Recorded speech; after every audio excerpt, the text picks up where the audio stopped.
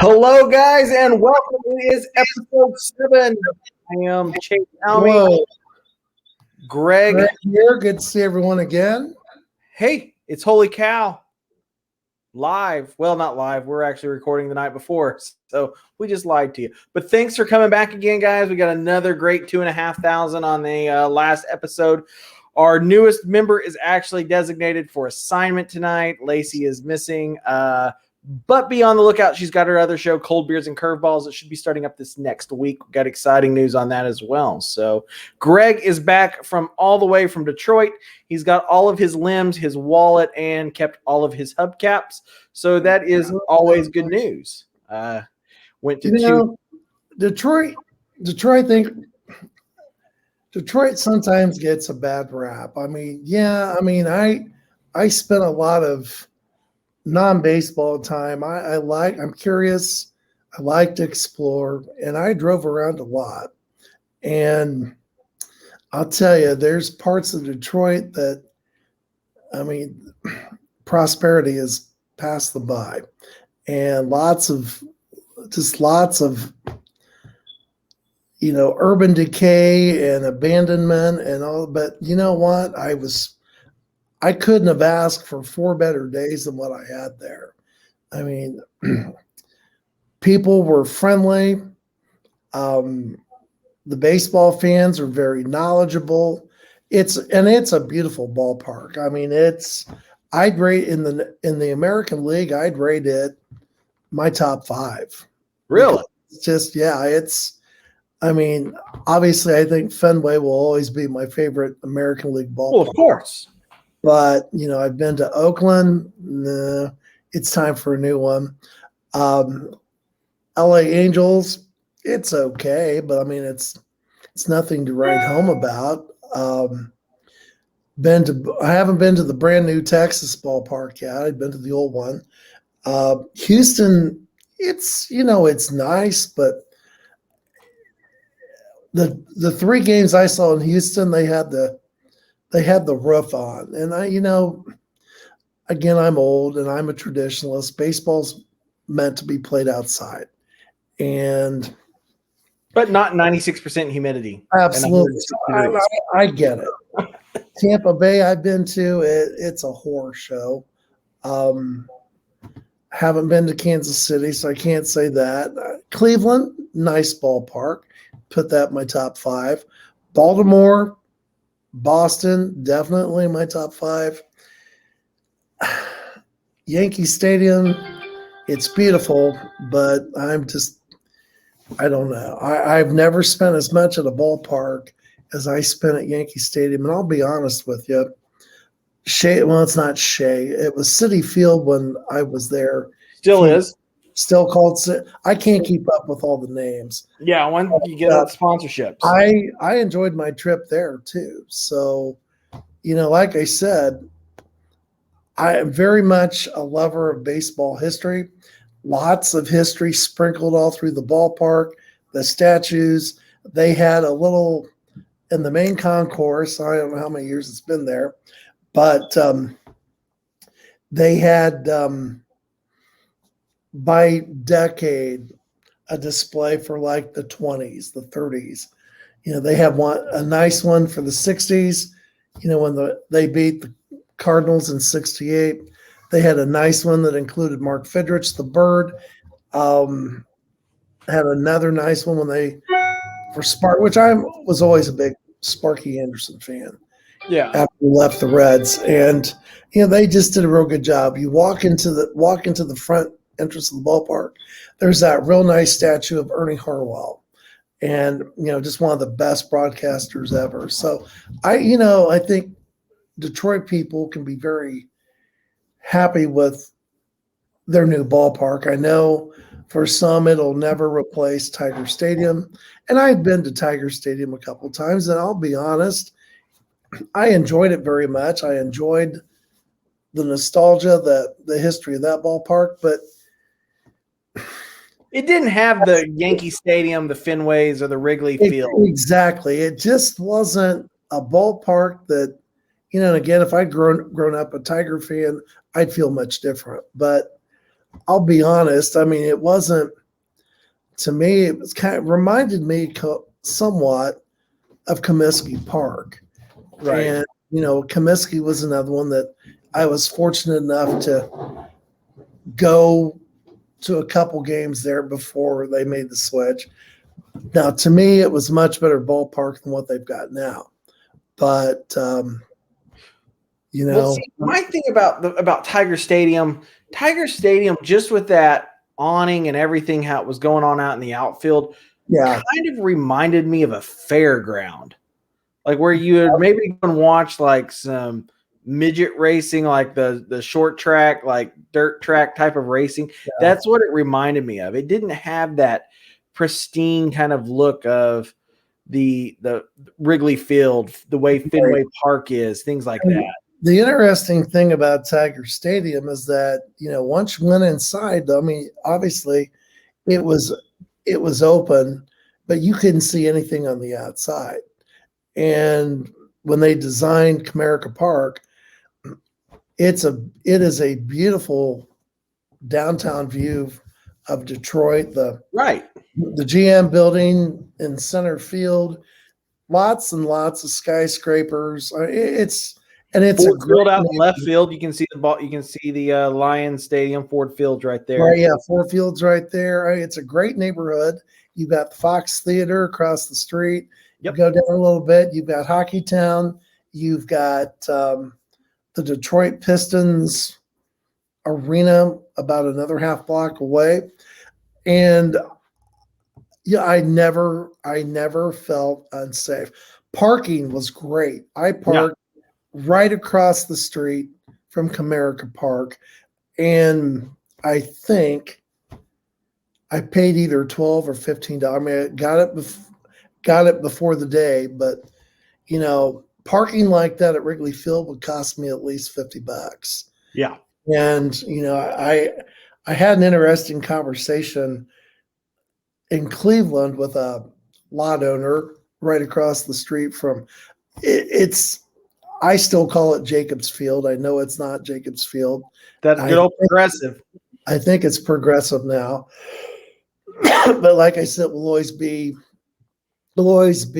Jacobs Field, just like Comiskey, whatever the hell we call that one, a U.S. Cellular. I don't know what it's called. It's guaranteed rate. It's payday loan field or something like that. It'll always be Comiskey Park to me there too. So it is what it is. But one of the guys right across the street from Progressive Field, I think, again, I paid $15 to park there. And I looked at him and I said, if this was, because, I have my hat on and my Cub shirt, and I said, this would cost me at least $75 in Chicago. And he laughed and he said, well, were you here a few years ago for the World Series? I said, no, I didn't have the tickets. I couldn't afford that. He says, well, I was selling parking for $100 a night. And I said, $100 a spot. And I said, I'm sure in Chicago they were selling it for $200 and $300. I said, that it's just the way it is. I said, I wish that those up there could see, because I just think they hijack the prices. I mean, there's no reason to. Dallas, $75 minimum almost for parking for a Dallas Cowboys game. I mean, it's ridiculous. It's just like when I go to spring training. I mean, one thing, most ballparks I went to in the Cactus League, free parking. Yep. Well, the Cubs, I think it was $5. And then I go to Florida and everyone charges down there. Right. So I think Oakland charged too for parking in spring training. They might have. Right. Well, it sounds like it was a fun trip. It was. I would have been happier to have seen 3 or 4 wins, but you saw 2. Yeah. They went 2 for 3 on the AL Central road trip. Should have swept Cleveland. I mean, we had 2 extra inning games and lost them both. Yep. Both of your games in Cleveland were 1-run losses. Pitching showed up Hitting did not. I think we'll talk about that as well. Also, today we're going to cover, has Kyle Hendricks. And I know people will know this tomorrow when they see this, but Javi Baez just hit a home run. Cubs are now up 5-3. They were up for a while until Schwarber came back and still crushes baseball at Wrigley Field, which is a good plug for our buddies over there at Obvious Shirts. Obvious Shirts is where you can get some premier great shirts for Chicago, even some other MLB teams. If you're looking for it, they also make the most coveted shirt on this show, the Holy Cow shirt. I wore that shirt Thursday. No, it wouldn't have been Thursday because the Cubs. I wore that Friday night in Detroit, and I was stopped. There were a lot of Cub fans in both Cleveland and Detroit. I won't say they were a majority at any game, but they were definitely loud enough. You knew who the Cub fans were. And I'll give lots of credit and props to the fans in Cleveland, Detroit. They were respectful. I mean, you go to Cincinnati and you cheer for the Cubs, you're going to catch all kinds of hell from Reds fans over that. Trashinati is not where you want to hang out. Absolutely. I mean, maybe your fans need to step up and buy tickets, and then you don't have that problem. Yeah. But I wore that Holy Cow shirt Friday in Detroit, and I was stopped by at least 5-10 people. Hey, where'd you buy that shirt? I really like that shirt. So I gave them the website, and I said, there's a whole different. I said, there's probably 25 different shirts you can get. Dude, there's a ton of them. I actually got one in the mail today for the new Soldier Fields is what it says on it for the new draft pick for the Bears. But if you use our code HolyCow5, we'll save you $5. It's a good get. You can still find the Holy Cow shirts. They're all over the place. We need youth sizes, Joe. My kid is bugging me every day. It also made for a very good Mother's Day present for my mom. So I wanted to tell people, hey, I'm part of a podcast. You should have shameless promotion. I'm not famous. I'm infamous, maybe, but if you watch our podcast, you can get $5 off. But I didn't do it. I thought that just makes me sound cheap when I do that. So. I wore mine on the pub run, and I had several people. Yeah, so we were able to talk about it. That's where actually it's kind of why what's her name isn't here tonight. I think she's still recovering from the pub run. So she did not have a good time. But yes, as you were saying, we did not do as well on that road trip as we wanted to. Lost the first two right out the gate in Cleveland. Both of them 1-run games. The pitching was there. Pitching was there. And so that was kind of the thing that I'm starting to see is a theme. Either the bats show up or the pitching shows up. Absolutely. There's really nothing that's saying both teams are, your pitching staff and your fielders and your bats, they're not showing up on the same game. So let's take a look here. We had in that first loss, they had 11 hits. 11 hits. They were only able to convert 2 runs. And I think we left double digits on the bases. You did. You left 11 that day. That stat was the most frustrating in Cleveland both games. Yes. That we stranded a boatload, and Cleveland really didn't. I mean, their pitching wasn't spectacular. Right. I thought our starting pitchers did a better job. I mean, Alzolay pitched 6 innings, 5 hits, had 3 runs, no walks, 6 strikeouts, and 2 home runs hit on him. The next day's game, let me get that. We had right here, it looks, Davies went 5 1/3, 6 hits, 1 run, 2 walks, 4 strikeouts, no home runs. I thought he pitched well. I mean, I had no qualms about how he pitched. He just did a nice job. Well, here's that. Run support. Do what? You've got to have run support. Yes. I don't care. I don't care. I mean, it can be Clayton Kershaw. If you don't push runs across the plate, he's not going to win that many games. And it's funny that you mentioned that. Right now, they have probably one of the best run differentials of anybody is the LA Dodgers. I know they kind of went through their slump. Things look like they're kind of coming back. They did pick up Albert Pujols. I don't think that's going to really matter much to them. It is what it is. They are sitting in third. They've split the last one. Public relations move, I think. And let's be honest. I mean, bravo to the Dodgers. I mean, I've never been necessarily a big Pujols fan because he played for the Cardinals most of his life. But he's one hell of a baseball player. He will probably go down as the best right-handed hitter to ever play. And I think he deserved to go out on his terms. I mean, I'm glad that someone was willing to take the chance. I'm glad that nobody in the Central Division decided that they wanted him, because he just had so many big games against the Cubs, whether it was at Busch or whether it was at Wrigley. So when he signed with the Angels several years ago, I was A, glad to see him leave St. Louis, B, glad to see him leave the National League. And, at the most, we were going to see him every 3 years. Right. When he played the Angels. So good for him, though, playing with the Dodgers. We'll see how much he gets to play with the Dodgers. I think it's going to be mostly a pinch hitting role. Well, and the thing with the Dodgers is they're sitting right now with a plus 49 run differential. They're second behind Houston with a plus 56. They are sitting third place in the NL West, but they have the highest left on base percentage of 8.4. But they're still able to convert those into runs.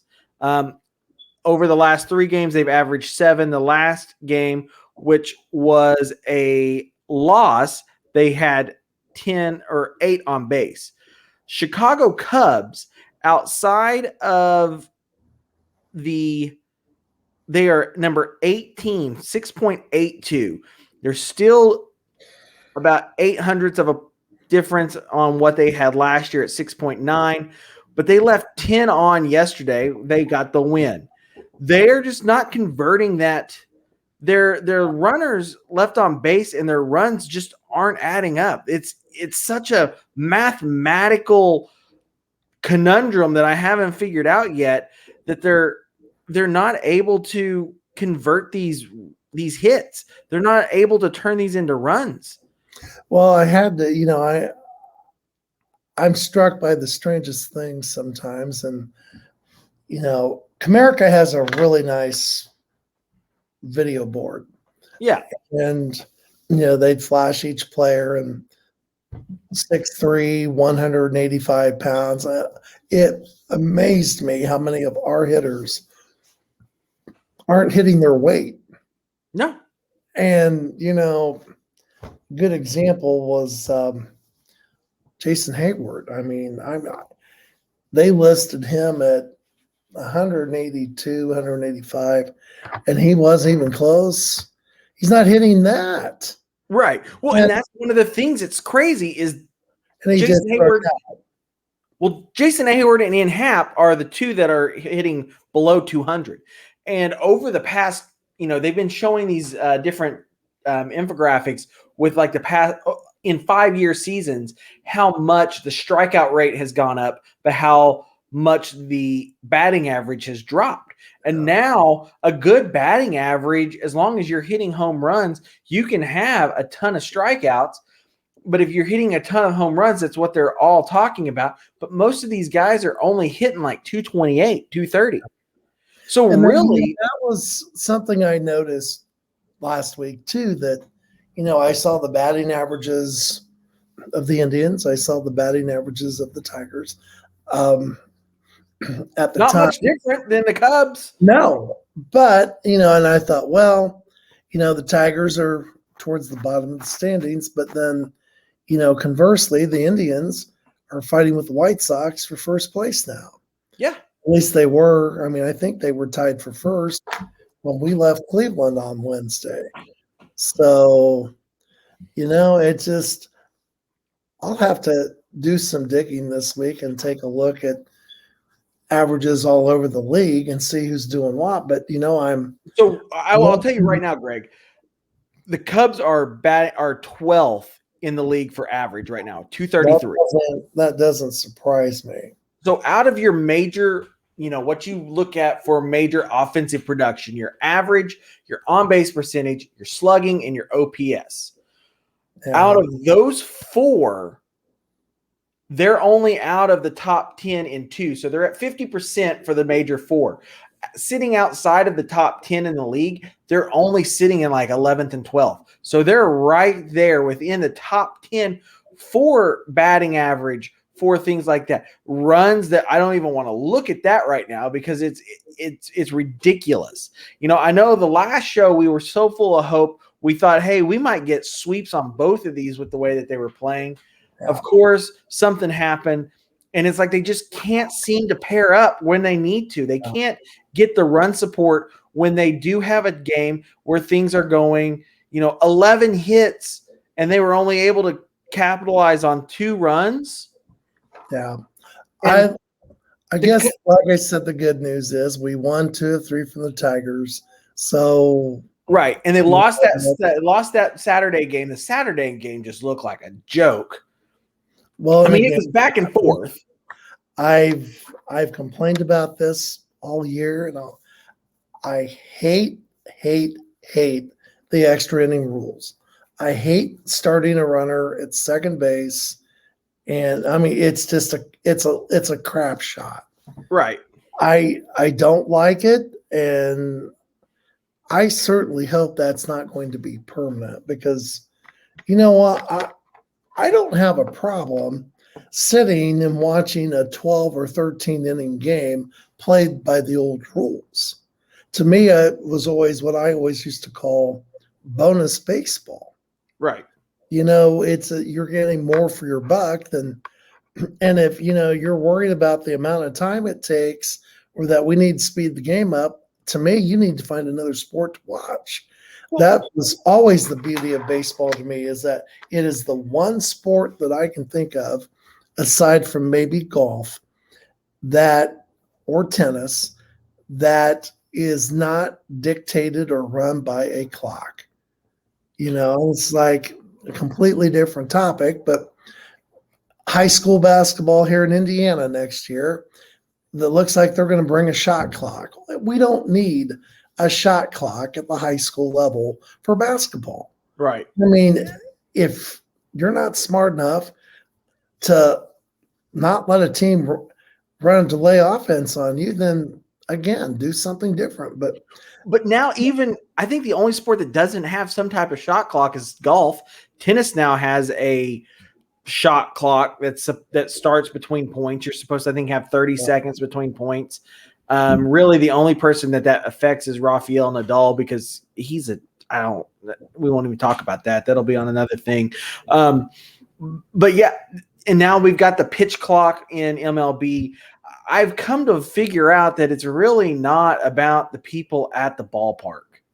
Yeah.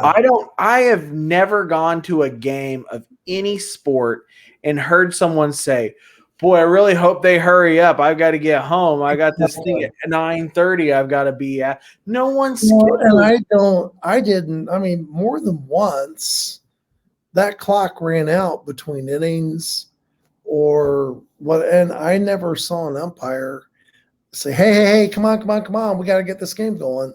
Right. It's for the TV. It's there, but I honestly I'm assuming that they broadcasted all 3 games over the weekend. Yeah, for the Cubs. Well, actually, I'm sure they did for the Indians too. But when you're at the ballpark, you don't know about that stuff. Right. So it would have been interesting to have heard what they thought of it. But again, 2 out of 3 would have been nice. We could have gone all 3, but I'll take 2 out of 3 because it was better than 1 of 3. And the nice thing is yesterday was never in doubt. Yeah. I mean, we started off well. We continued to build the lead. You know, at the very end of the game, I thought maybe we'll get a shutout. I mean, when was the last time Cubs pitcher threw a shutout? But we only allowed 1 run, and like I said, that's the best game. I think it's the best game he's pitched in the last month. And I know we've all been worried about, Hendricks has struggled. I mean, you know it, I know it. He's had some hard. I mean, who did they? So he's looked good the last 2 starts. Yesterday he pitched against before yesterday. he pitched against Cincinnati. Okay, and that was, I mean, just a lot of cheap base hits, though. I thought. Right. Let me see where else. Nickeled and dimed him. Someone nickeled and dimed him to death. I mean, there weren't a lot of strong hits. Right. No, and I believe he pitched against the Dodgers. And I think we won. Yeah, we won that. So, I mean, it's just, I don't think Kyle's ever going to dominate a team. But, like Saturday, like you and I discussed earlier, it wasn't our starting pitching that sunk us on Saturday. It was our middle relief. Yeah. And, I know I saw some pages where they were all giving Kimbrel the buzz about, giving up the base hit. But you know what? We had the lead several times late in that game, and we either let the Tigers tie it or go ahead. And that was our middle relief. That was not Kimbrel. We were watching that. Yeah. We actually finished up the run right before the game. We got there. We got them to turn it on. We watched it. It was back and forth the whole time, talking to people, noise and bustling around in the place. I was able to keep up with it somewhat. But yeah, it was just kind of like a back and forth deal. They just never had anything on lock. The middle relief really did kind of blow it.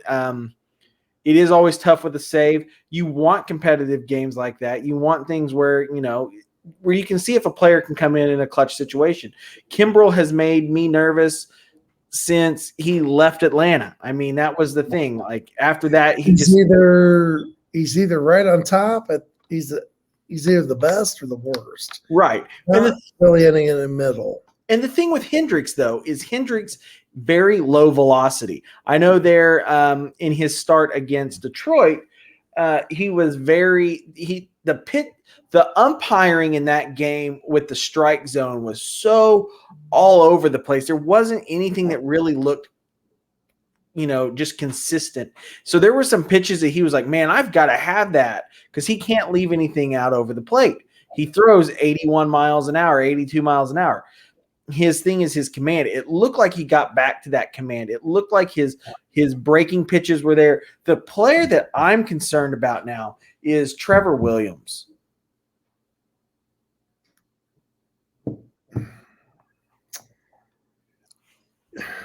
I don't know what to say. I mean, the first few games, he looked like he could potentially pick up some slack for Hendricks not being able to pitch like he was. It wasn't. A couple outings have been horrible. Yeah. One thing going back to Kyle, I think one thing that it really has served him well over the years as well. He's intelligent, and yes. I think he uses his smarts to his advantage out there. I mean, that's not to say that no other pitcher does or all other pitchers are stupid. That's not what I'm saying. But I do think that Hendricks does a good job of, and again, I don't know, but I'm sure he studies the lineup before he pitches. And I think his intelligence, he uses to his advantage. And like you said, he may not throw the ball fast, but I think he makes up with it. But the fact that he's had, for the most part, good control, and he uses a sense of smarts that to get some batters out and keep runs at a minimum, so to speak. Right. Well, see, right now he's got, Trevor Williams, as I was saying, he's at a 6.27 ERA right now with a career of 4.53. So, I mean, he's at almost two earned runs more on an average right now. It's not good. It is good to see Kyle Hendricks. He has always used that smarts. He's a Dartmouth guy, Ivy League, the professor. And I didn't want to bring that out because, I mean, that's kind of a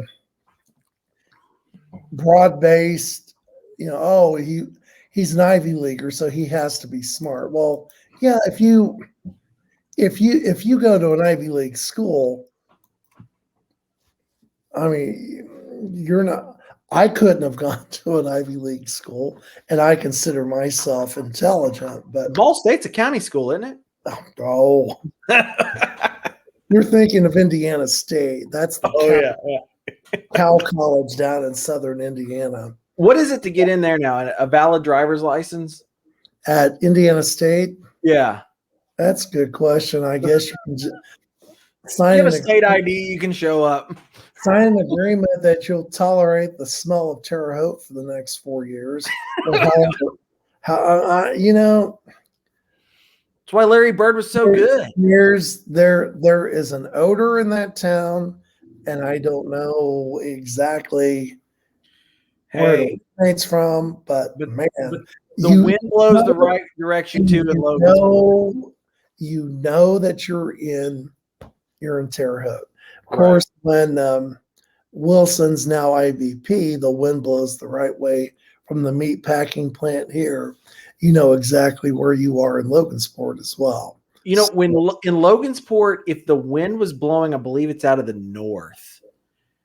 When you go into bull shippers, that can kind of make you a little uneasy on certain days. Absolutely. I mean, you get in there and you eat, but from that brief 20 feet from the car to the door. Yeah, you're kind of like, ugh. You're thinking, it must be county fair time again. Yep. So going hogs and cattle today. Right. Well, Kyle Hendricks, that's what he's known for, is that IQ, that knowing how to beat and command. And I know that doesn't really have much to do, I would say, with your brain as much as it does with repetition. I think he can use his smarts to navigate through a game. He might be a little bit more of a pitcher that catchers feel like they can let go a little bit more. They don't have to feel like they have to have so much control over a game, right? That he'll be able to use those smarts. But I do think he's hit kind of a turning point. It has been a very slow upward slope, but it is beginning to go up. It's beginning to get to where things are actually starting to look like old Kyle Hendricks, which is good. Everybody says, after give me 40 games, and we're at that point. And right now we're sitting at basically 500 baseball, 20, we're right there at today is the 40th game that we're recording. We probably won't have the final. I would like to say we'll be at 500 baseball. We'll be tied for third against Cincinnati. But they are that 500 team, and they had some weird injuries. Chris Bryant was out with, what was it, allergies or a sinus? First, they thought he had the flu or something, and he was taken out late in the game on it was either Tuesday or Wednesday, and never really no announcement was made, and all of a sudden, he's batting second in the batting order, and they've got some. I'm thinking, wait a minute, that's supposed to be Bryant's position, and then eventually they said that he'd been taken out of the game because he was not feeling well at all. But they went on to specify that it was non-COVID related, and I thought, Oh, please. That would be the final straw for a lot of us right now. That if any of our players would go down for a while because of COVID. But Hey, I mean, look at the Padres. The Padres had Tatis, Hosmer, a few of the other guys, like your key players, but they still swept the Cardinals. But they had that scare. He comes back into pinch hit, gets busted in the wrist. That's always scary because that's an easy one. That's that one that you see those guys that will break their wrist and then they're out for 6 to 8 weeks. He got lucky there. He's back in the lineup now. It looks like things are kind of going back to normal. Mills put down on the IL. There's a whole lot of things that are going on. He didn't look good Saturday either. I mean, that was one of the middle guys that just – Hap had him a game 3 in Hap come back, 3 hits in one game. I mean, he was looking, cycle is what I think he was looking for. He would have been a perfect ballpark to do it. That is a big, big ballpark. Yes. Which I was listening to the Saturday. It wasn't the Saturday. It was the Friday game. I was listening to it on the radio. I was heading out to some people's house. And they were talking about how when they built that ballpark, the GM at the time said that the reason they built the ballpark so big was because they didn't have starting pitching at the time. They had a lot of younger guys, and they thought that could build confidence. Yeah. And I'm sitting there thinking that is the dumbest thing I've ever heard in my life, because you're making a 30 to 40 year investment on a right now situation. They didn't even go to consider what they were about to have on the field. They had for a while probably one of the best offensive teams. They had Cabrera, Prince Fielder. They had all of these guys. Yeah, they also had probably one of the best starting rotations: Verlander, Scherzer, Wade Miley, and Smiley. They had all these guys that in their prime, they were great pitchers as well. I mean, they played what? They've participated in, I think, 2 World Series since they've moved there. Yes. They haven't won either, and they were in the ALCS against Boston in 2013. They had Torrey Hunter at the time. They had all these guys. Miguel Cabrera had a Triple Crown season in that stadium, and he could have there was always that chance that, hey, this could be another one. This could be another. Think about how many more Triple Crowns he could have had they just built a normal damn ballpark. Yeah, you look at that outfield, it's pretty spacious, but I think we had 2 or 3 home runs in the series. I mean, even Sogard had one, I believe. Yes. And,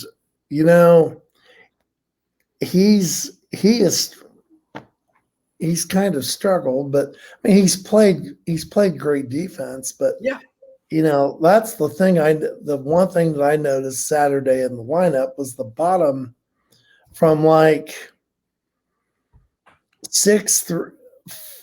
5 through 9, 6 through 9. We got nothing out of that lineup, and you can't wait every 3rd inning for your 1 through 4s to come up and hopefully manufacture some runs. You've got to get some guys on. I'm not saying they need to hit home runs in the lower part of the lineup, but gosh, guys, you got to get on base, whether, walk, stick your arm out there, get hit by the pitch, single, whatever, so that when we get the top of the lineup up, we can get some runs. Well, I think that's what we'll talk about here in just a second is this whole new Matt Duffy effect. But like we were talking about earlier with Kyle Hendricks being a professor, I'll tell you one place you don't have to be a professor and you still can have the smarts and know. And that, my friends, is Monkey Knife Fight. Monkey Knife Fight is your daily fantasy sports gaming website for the casual sports fan that is simple, fun, and easy to play. Users determine which superstars competing in the day's professional sporting events will record more or less than the contest line provided. Monkey Knife Fight's daily fantasy prop games play similar to the salary cap-based DFS games, but you don't have to be a Ivy League graduate to understand all those algorithms, lineups, and most importantly, sharks that the other websites have. There are several contests to choose from. Mine is the Home Run Derby. That's my favorite. none of which require the hours of research required on competing sites. Start with a simple 2-2 or go for the highest payouts of 100 times and higher by selecting an 8 and 8 more or less contest. Get started now with a 100% instant match bonus of up to $50 using our promo code Holy Cow. It's a lot of fun. It's great. And you can play the stat lines. It's what's great about it. If you feel like you got a hunch on a pitcher, play that. Play the lower things. Play that home run derby. It's like I say every time, don't go with Jason Hayward.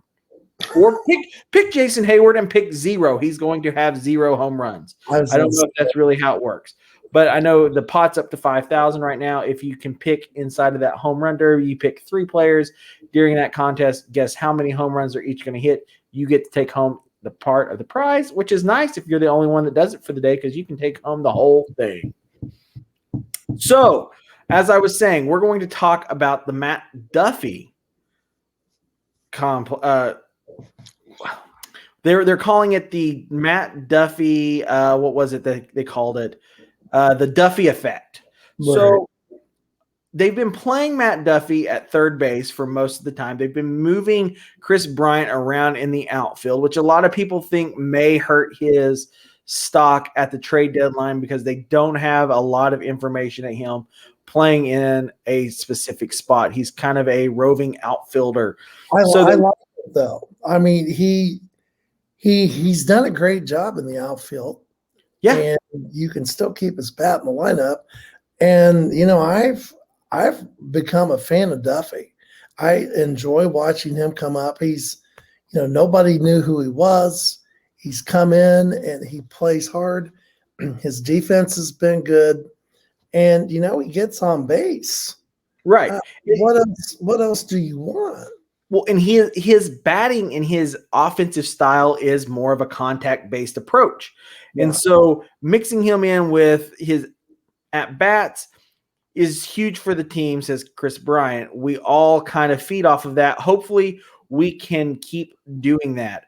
One of the things that they had was, and this is not just this season, but it's been very noticeable this season just because of how the offense has performed, has been their contact rate. So before they put Duffy in, which was April 21st, they had 16 games. They were batting 189 with a 652 OPS. After they've put Matt Duffy in on a regular basis, the team has hit 256 with a 755 on base percentage.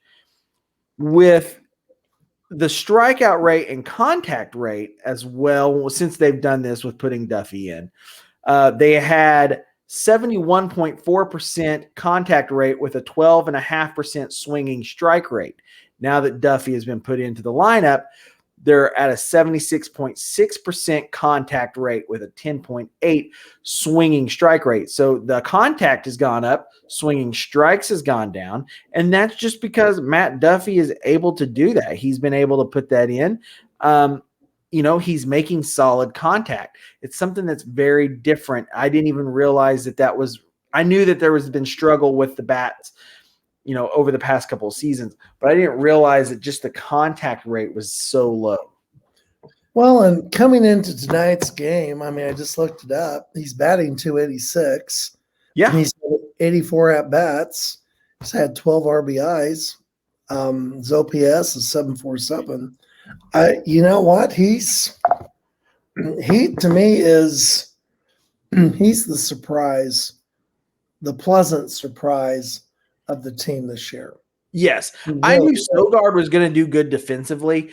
He even had some streakiness with when he was with the Athletics. He got on fire when it was at the right times, things like that. But it wasn't he wasn't just that kind of guy, but he is very good defensively. Kind of one of those kind of nerdy, brilliant kind of guys that they talk about that seems to be a go-to. He had a base hit. We just got a couple minutes ago. Yeah, he knocked an RBI in. Had another RBI. I mean, a 3-run lead going into the 8th inning, that's better than a 2-run lead, that's for sure. Right. And, so they've got 4 against the Washington Nationals. They've got 3 against the Cardinals, so they're coming up to 7 straight days of ball.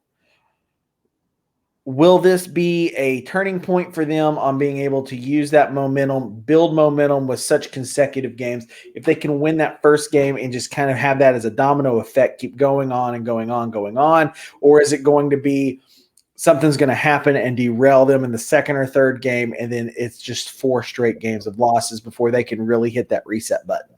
If like I said earlier, if we can win every series, I mean, this would be 3. We'd have to win 3 out of 4 against the Nationals, 2 out of 3 against the Cardinals. If we could take 2 of 3 in St. Louis, I'd be beyond excited. Right. We don't play well in St. Louis, but it's the first trip of the season. I haven't looked ahead enough to see what the pitching matchups are this weekend. I'm thinking Hendricks will be there one of those games since he pitched yesterday. Yes. But, that's based on what I saw yesterday. That's good. I mean, and the Pirates, it's the Pirates and the Cardinals. So who knows? It would be nice if the Pirates could steal 1 or 2 from the Cardinals as well. That would help us out a whole bunch. Yeah, I mean, they lost. They got swept by San Diego. Maybe this trend can happen and continue on. That would be great. I think the turning point is to really see how they're going to use this next 7 games. I think that's going to be the telltale sign. Yeah. Are they willing to grind it out? Are they willing to make the adjustments where they don't really have time to make an adjustment? They've got, by the time the game is said and done, they're going to have 18 hours or so to really kind of regroup, reset, and figure it out. This is really when you start to get into that grind of the season. You're past the 40 games. You're, a quarter of the way now into the season. So this is really when that grind, that consistency, that wanting to stay focused, which seems to kind of be a problem with the team, especially with middle relief and bats showing up and being able to capitalize on putting all of these runners on base. I'm to be honest right now. Our middle relief is what scares me, concerns me the most about the team right now. I mean, our starting pitching could always be better, right? But it's not been horrible the last 2 weeks. No, but once you hit that 6th, once you go into that 7th inning and they start pulling guys in, I don't have fingernails. There's been a couple games. And again, I'm not the manager, but a couple games I was like, Rossi, what are you thinking here? Right. I mean, maybe we need to leave our starters in an extra inning or 2. He's real quick to take them out when there's not always a good reason to do so. And I've started to notice he's taking them out in horrible times. Yes. We're not looking good right now with 2 on or bases loaded with no outs or 1 out. And then he'll go and call someone in from the bullpen. I'll go to the bathroom and I come back and there's 4 runs on the 4-run lead now from whatever it was, because he just gave up a grand slam on the first pitch. And that's how it is. You just sit in a constant state of nerves because you don't know what's going to happen. You don't know which Andrew Chafin's going to show up. You don't know, who's up next, who's coming in. Kimbrel is very shaky. Kimbrel's been shaky forever. It depends on what Kimbrel shows up. And that's sad. Yeah. Is they don't have that guy that they can just go to and say, all right, I know coming up, we've got 3 outs. Right. Like I had said earlier to you, that I know people were not happy that Kimbrel gave up the winning base hit Saturday, but as in every baseball game, it's never because of one play. Right. It's never because of one pitch, one hit, one out, whatever. Our middle relievers let us down on Saturday because we had a lead, or I think twice Detroit took the lead. We managed to come back and even take the lead, and then we'd squander it away again. And it's like, guys, find a way to hang on to it. But right. I'm looking forward to this Wednesday game. Scherzer, Arrieta. I think it's going to be great. You've got to be one hell of a game. And Arrieta, I thought he pitched well. Yes. When I saw him play last week. I mean, I think he pitched Friday night. Yes, Tuesday probables is Corbin and Davies. Then you got the Scherzer Arrieta matchup there on Wednesday, and then that Thursday 1 o'clock game or 1:20 game, you've got Ross for the Nationals and Williams coming in.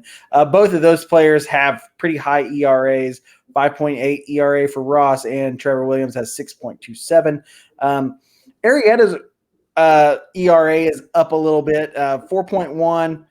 Scherzer's got that 2.1. He's got 3 and 2 there on the decisions. I mean, he is pitching lights out. He is always going to be a force to reckon with. His, it's not like he's throwing garbage up there as a fastball. It's still sitting around 91, 92, but all of those off-speed pitches, all those breaking pitches are just lights out. I mean, the dude is phenomenal. I mean, as he's just gotten better over time. He is kind of like a Justin Verlander and a Garrett Cole. They just are like a fine wine. They just keep getting better over time. Well, and again, I'm not good at predictions, but based on the pitching matchups for the next 3, I like our chances. Right now, we're up by 3. So and it's in the 8th inning. We lose this one, we're in big trouble. I'm going to be real honest with you. We win tonight. We have to win 2 of the 3 to win 3 of the 4. And I like our chances to win at least 2 of the next 3. I really do. Right. I will be beyond disappointed if we don't. If they lost that first game in Detroit, I was going to call in. You were some suspicious person. You weren't going to be able to get your tickets for the next 2 games because I was thinking you might have been a bad luck charm for the team, but luckily they pulled out 2 wins for you in Detroit, so I didn't have to make the phone call. There's a guy that I know, and it's funny. His name's Jerry Lewis. He works for he does all of the fun stuff with the Tigers. Got his number. I was going to make the phone call, be like, hey, there's a guy named Greg. He's got tickets. Don't let that guy in the stadium. So you're welcome. But Chafin, I'm ready to choke you. But the thing is, he's got a 2.38 ERA. I mean, he's not that. That's the problem. He reminds me of a beer league recreational ball player. He reminds me of Jabba Chamberlain, and Jabba Chamberlain made baseball happy. He just reminds me, like I said, some recreation beer league pot-bellied ball player that Bat pitchers last longer. Statistics tell us that. Evidently, yeah. We had Rick Russell for the longest time, and he was right up there. Yes. So, well, here's the hope. Here's the hope for the week. I think they're going to pull it out. I think they're going to get 3 games against the realistically, I think we're going to split with the Nationals, but I'm hoping for 3 out of 4, and I'm hoping that we don't get swept by the Cardinals. So I think we're going to get 4 wins out of the next 7 days. I like I said earlier too. I think the good thing is that not that the Cardinals have come down to earth, but they don't seem to be as formidable as they were. I mean, like you said, they got swept in San Diego, and San Diego's a good team, don't get me wrong, but San Diego is not the Los Angeles Dodgers either. So well, right now they kind of are. So but I think they got a good shot. I think we've all got good shots. Yeah. So I mean, this has been a great show. Greg's been all over the place the past week. Yeah. Cleveland, Detroit, Indy, back home finally. He's going to sleep for 3 days. But we've also got one of these bad boys coming in. So my girlfriend, I am very lucky, is a very talented artist. And she drew this for me. It came home one day. I actually called Greg as soon as it came in, posted the picture. People are loving it. So it's amazing. And like I said, art talent is a gift from God. And yeah. I have a love of art, but the good Lord didn't bless me with any talent. There's no way I could even come close. I'm not even sure I could color that in, paint by numbers or even a coloring page and make it look as good as that. The shading, the sharpness, I mean, it's a masterpiece. Hey, there it is right there on your screen in full glory. And to help out, we've got prints made. So we are going to start putting those up probably on Facebook and Instagram so that you can grab a couple of them. We're going to keep it a very limited number. I haven't really set a price on it yet. I think we're going to look at it and see what's going on. But look for that here in the near future. Also look for other Holy Cow merch. Actually just got this really cool table design done. We've also got this stuff going on in the back. So be looking for that. We're going to be looking for ways for you guys to grow the show, promote it. Hopefully next week we've got Lacey back. It makes it for a way prettier time. Once we added her back in, I was like, hey, I guess we can finally do the swimsuit calendar that Greg has been asking us about to do. Oh, really? Yeah. Don't worry, Greg. You can still keep your July and your December. I will still let you be those. Yeah. You don't want to see the Santa baby from the Holy Cow. No. Well, keep up with us at Holy Cow Show. That's all of our Instagram and Facebook handles. I might put Greg on Twitter Watch. I think Greg might be fun for Twitter Watch. I think he might be fun. So, but until next time, guys, go Cubs go, right? Here's hoping for a very successful week that we can talk about next week, that how we won the series against the Nationals, and we did very well in St. Louis. We've got to take one from St. Louis. We can't go down. Maybe St. Louis. I think if St. Louis can lose their last game against Pittsburgh, that can cause, because it seems like losing streaks kind of go in like a 4-game losing streak. Let them win 2, lose that last one, kick us into that, and then we'll be ready to roll. But until next week, guys, keep up with this Holy Cow Show. We will see you guys next time. Bye-bye. Adios.